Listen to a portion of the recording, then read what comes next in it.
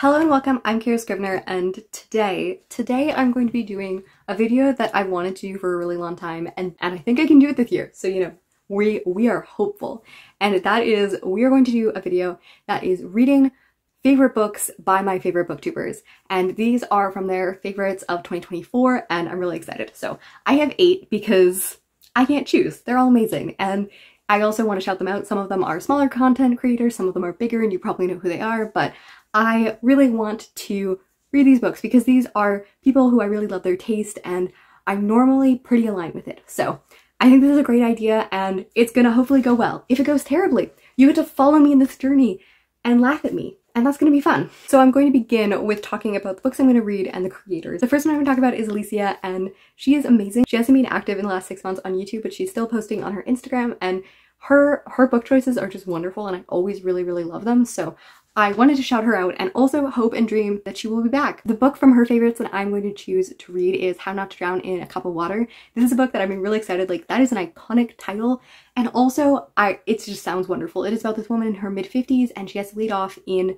the Great Recession of 2008 and she goes back to look at her life. I think that it's going to be really wonderful and interesting, and I love stories of lives, and I love that it centers on a Dominican woman and her story. The next person I chose was actually from Bookish realm, and this was hard because I just kept on writing down every book that she was talking about and I was like, yes, and that one and that one, and I was like, no, this is not reading like 9 books by the same person. So I do have a few choices. And I feel like I can smidge the rules a little bit because one of them is a picture book and she loves picture books, and I think that picture books deserve all the representation. And also, it's not a long book that I'm reading, so I'm not being that biased, come on. And the first one is Remember by Joy Harjo, and she is an Indigenous American, and I have read her poetry collection American Sunrise before, and this looks really wonderful and I'm really interested to read it. The 2 choices that I have for a novel is We Deserve Monuments. This is a YA book about a girl going back to Florida where her grandfather or grandmother is dying. It's about the experience of being Black in the South and the history and family situations and understanding the complicated relationships of family while also being a person that is grieving for that family member. And I think that will hit me a lot. It's also just a really interesting and emotional conversation to happen. I definitely want to read that book, but I think I almost want to read the next book more. So We Deserve Monuments might be pushed down into later into the year. But The God of Good Looks, and this is by Breanne McIvor, and this is a Trinidadian author, and it looks at a young woman who's had an affair with a government official, and he has done this before, you know, and all of the slut shaming and consequences are all on her side, and she gets hired by a man who runs a magazine that looks at fashion, and she's always wanted to be a writer, and actually really talked about how it carefully deals with like the trauma and consequences and the ways that women are represented and talked about in these pieces. I have a soft spot for fair fiction because I think that it's such an interesting tool to talk about women and their lives and how they are spoken about, and it is one of my weird subgenres that I really enjoy exploring. I love the title, I love the cover, I love that it's set in Trinidad. Like, I think that it's going to be really interesting. So this is a book that I was like, yeah, I need to read this. But We Deserve Monuments is definitely going to be on my TBR for the end of the year. The next person that we're talking about is Jen Campbell, and I love her channel. I love that she highlights disability. Finding her channel was so emotional for me as someone who has a disability, and I always find like I'm grasping around for disability fiction. Not only is she a poet and author that talks about disability in all of her books, she also highlights it so well, and it is so special to see that represented. So I kind of want to read everything she highlights. I have the same problem that I had with Ashley where I'm like, all of these books, all of them now.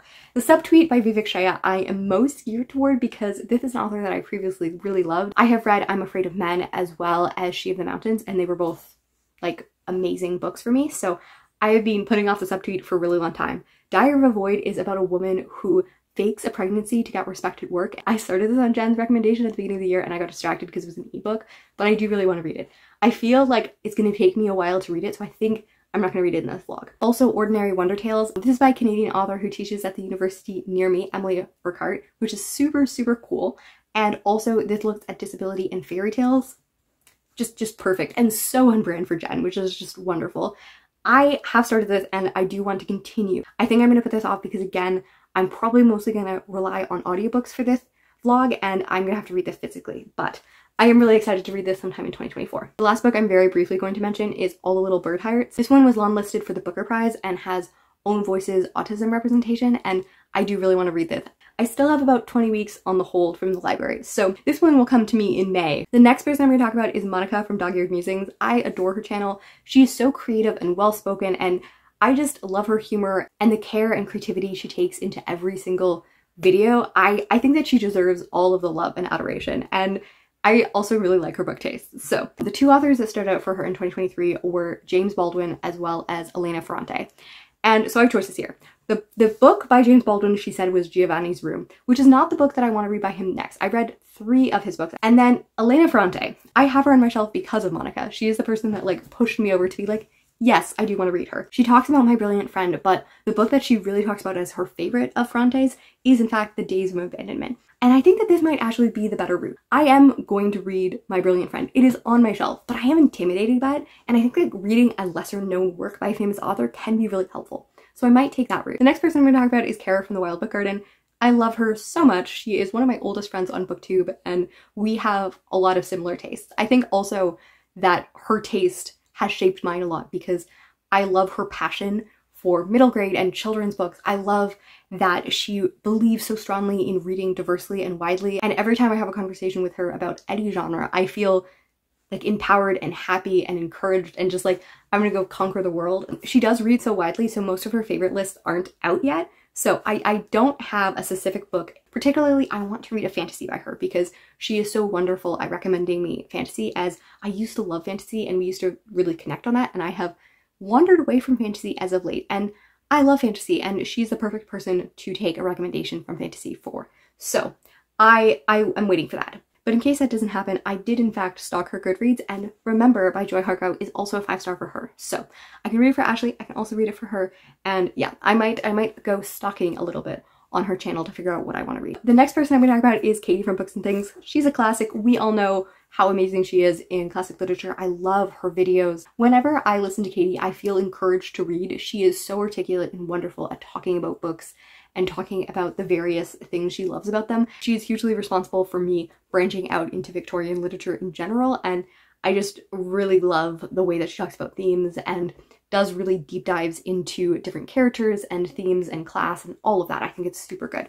So I kind of want to read all of the books that she recommends, but because she's been reading classic books for a long time, a lot of them are a lot harder to find. So the 4 books that I considered by Katie are Barnaby Rudge. This is a big Dickens book that really changed her opinion. She read it for the 2nd or 3rd time, and ever since she did a review about this, I was like, yeah, I kind of want to read this. But she does have 2 plays that I've been interested in reading as well. One of them is Charley's Aunt, and this is about 3 boys that are in university age in the Victorian age, and one of them dresses up as an elderly woman so that the girls they're interested in can have a chaperone when they visit, but chaos ensues, and apparently it's really well done. And then we also have Gaslight, which is where the term gaslighting comes from.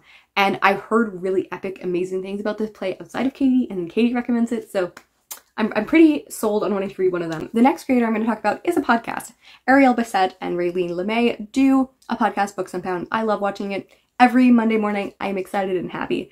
One of Ariel's favorite books was Wedding Toast I'll Never Give You, which is like really honest conversations about marriage and all of the other things. It definitely feels like the perfect Ariel book because it is short, compact, about a very specific topic, and you can read it in one day. And I did get it from my library earlier when she talked about it and then never read it. So I think this would be lovely. I already wanted to read this book, so it was perfect, but I did want to point out she gave her 5 top books, and one of them was The Blue Castle, which is one of my favorite books. I absolutely love it. One of them was 84 Charing Cross Road, which I read in November on her recommendation, and then also Song from the Wilde, which was a 5-star book when I read it in 2021. My tastes don't as much align with Raylene because she is much more of a plot reader, and I love my slow, boring books, but her favorite book of the year was Know My Name, which was one of my favorite books when I read it. It is still just remarkable, amazing, and all around like breathtaking. So yeah, I didn't have a lot to choose from because I was like, ah, yes, already favorites. And then the last creator I'm going to talk about is Charley Book Reads, the sweetest, most amazing woman ever. Charley is just one of the most generous and kind and amazing and just cheerful people on this platform, and it makes me so happy. We first met in 2018, and time and time again, when I've had steps away from my channel because of health or busyness, I will get a message from Charley just checking in with me. And I just have always felt so incredibly loved by that. Charley is just so amazing and kind and wonderful, and she reads great books. So I love being friends with her, and I love having recommendations by her. And her favorite book of the year sounded amazing, and it is Someday Maybe. And this is about a woman who loses her husband and deals with grief. And we love grief, and I'm really excited to read this book. It was a book that was on the peripheral of my TBR, but hearing her talk about it just really brought it up and made me want to read it. So those are 8 of my favorite creators and people that I really just want to shout out, and I think everyone should follow, and also books that I'm really hoping I'm going to love and adore and read. So we are going to check in a little bit after some adventures, and I will tell you how the first few books go. So even though it's July, I'm here to talk about some booktubers' favorite books of 2023. And yes, I had a delightful time. I read them until May, and then summer happened, and now it's July. But these are books that mostly I really, really loved. A few of them were more like mediocre, but generally my taste in people line up with my taste in books. The first book I want to talk about is How Not to Drown in a Cup of Water, and this was the recommendation I picked up from Alicia. It's very exciting because I talked about in the first clip how I took this from her Instagram because she wasn't making videos, and she went back to making videos, which makes me very, very excited. She is a wonderful booktuber, and you should go watch her videos. This is a book that I feel very mixed about. It's probably one of the books I enjoyed the least off this list. I enjoyed elements of it. It is a book that's set against the 2008 recession. I do like that this book highlights invisible labor and the ways in which she's a really integral part of her community and her society and the people around her, but because of her lack of education, because of her poverty, and because of her accent, she's kind of dismissed. And I was really emotional near the end of the book because of some of the conversation about how integral she is and how dismissed she is in society. There's kind of 2 types of approaching narrative, and it is either, you have this outside narrator who then narrates the points of view from people, and then you have a narration that is completely dictated by the voice of the character. And I've always been more of a preference of the outside narrator with elements of the character, and the framing device of the story is that these are voice recordings that she is talking to with her social worker. And for that reason, it is entirely told completely in her point of view.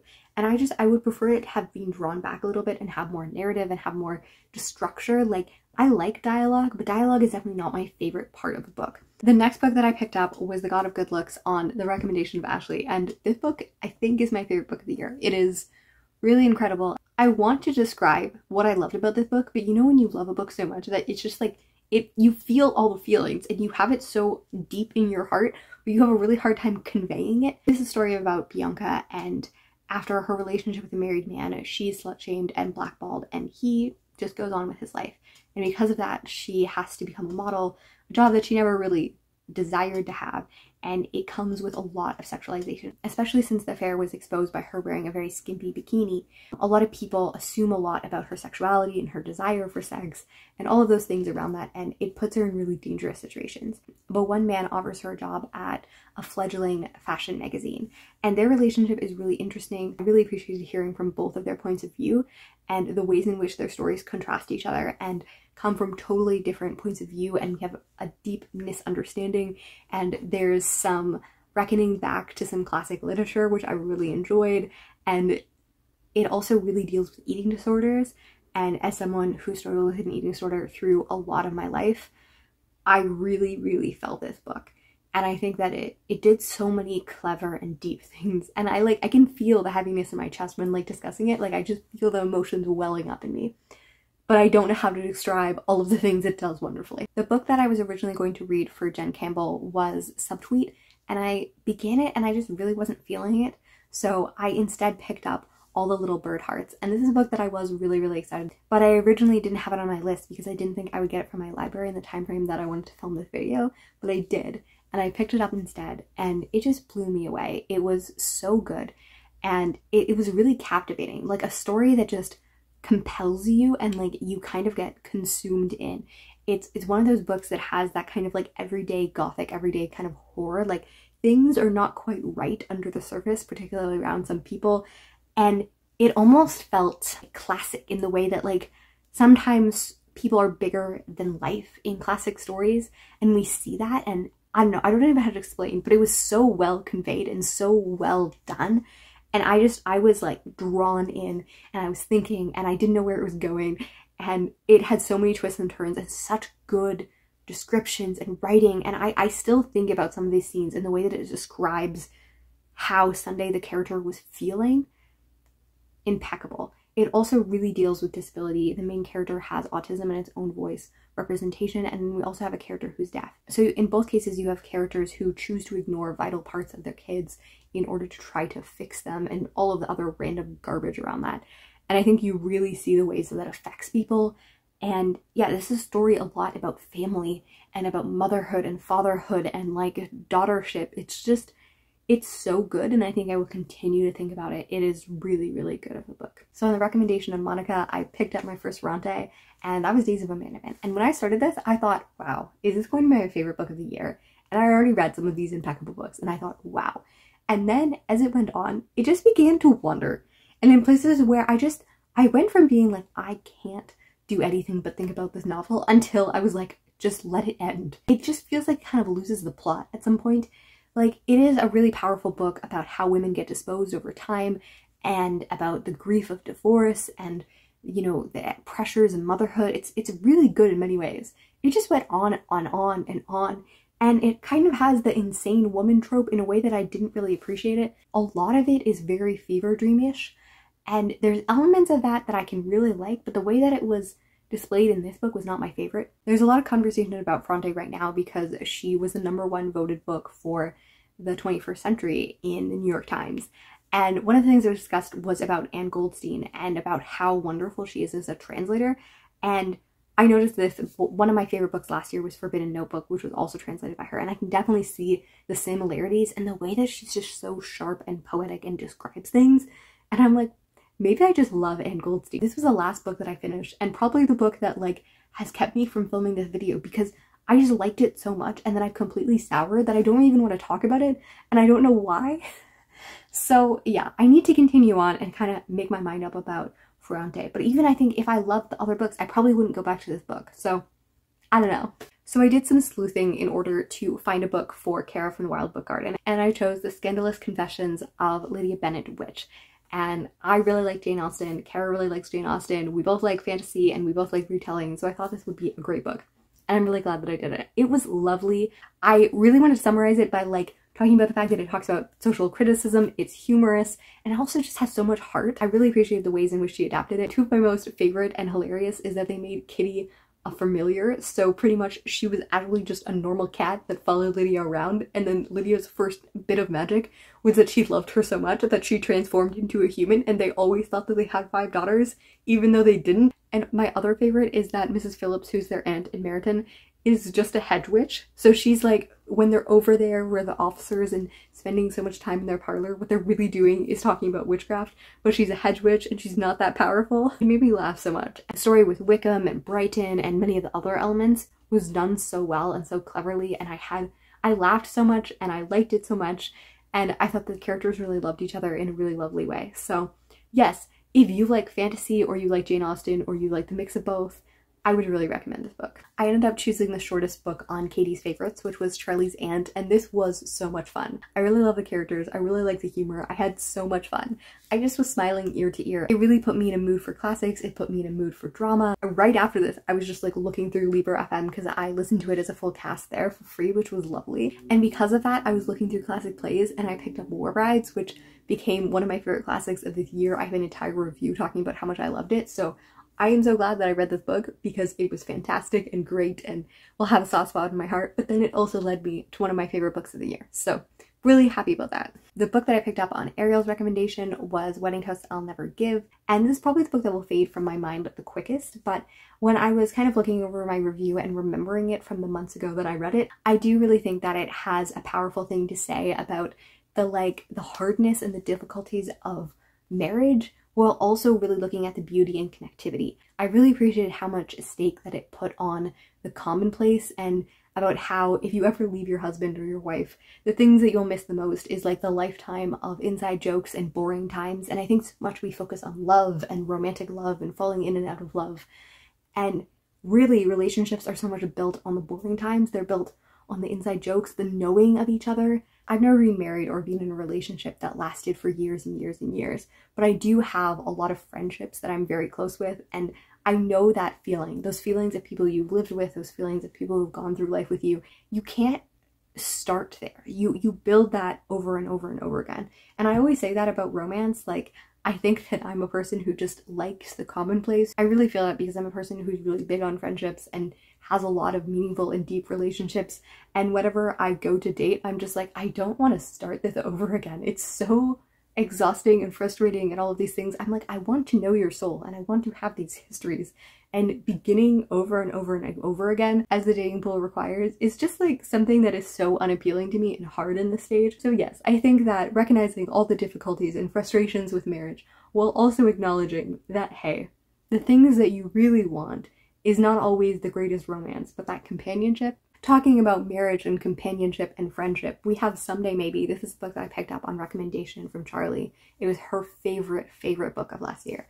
And it is definitely up there. Like, it or The God of Good Looks are like the two books that I think impacted me the most this year. They are so good. I'm really sad that I didn't really write a review for this because I think I was just so overcome that it's, again, a book that I really struggle to talk about because there's so many things, but I have these scenes seared in. Like, I feel like I could like tell you plot by plot what happens in this book because it's seared in my brain, but like how to describe cohesively all of the things that it did feels impossible. But like, it really shows the messiness of love and grief, and you really have this relationship between these two people who love each other, and then her husband commits suicide and she is weighed low by this. The way that this impacts her friendships, her relationships with her sister and her brother and her parents. And I think that it does so humanly and wonderfully, and just the weight of grief, and like it goes between present and past and these moments, and it really touched me. I think it will live in my brain for a long time, and I cannot wait for her new book, Let Me Introduce Myself. I'm excited because I have so much hype, but I'm also a little scared because I have so much hype. So yeah, I am so glad that I did this experiment, that I read these books, because yeah, I'm not surprised at all that the people that I love to watch and hear their recommendations are books that I really liked. You know, some books I liked more than others, but I would recommend all of these books, and I would particularly recommend The God of Good Looks, All the Little Bird Hearts, and Someday Maybe. Those are three books that I think will stick with me for a really long time. They were all 5-star books, and they're all lesser known books. And I would really recommend that you pick up those books, and yeah, let me know which books you read in 2023, your best books of 2024 so far. And yeah, I will see you soon.